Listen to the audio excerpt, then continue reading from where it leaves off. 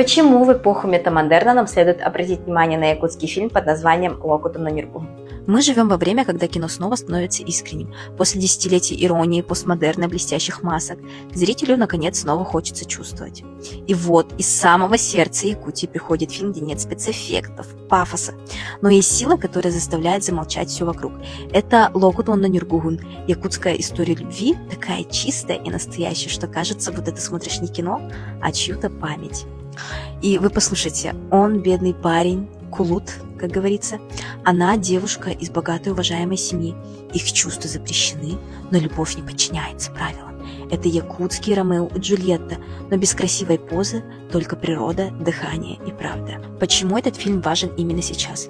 Потому что, как я говорила ранее, в эпоху метамодерна мы возвращаемся к очень простым сюжетам. Мы знаем, что мир жесток, но все равно хотим верить в лучшее.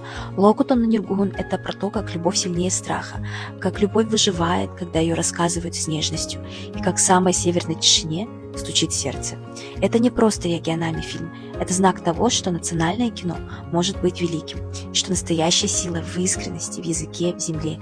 И если ты хочешь увидеть, как рождается новое кино, честное, живое, северное, посмотри «Локутон на Нюргугун». Потому что любовь не просто чувство, это память, которая не умирает. А в целом кино действительно очень классное, очень простое, реально очень простой сюжет, но он тем и прекрасен, что когда ты смотришь это кино, ты отдыхаешь душой, перезагружаешься и наполняешься простыми, светлыми чувствами. Обязательно пишите в комментариях, какие фильмы мне следует обозреть в следующий раз.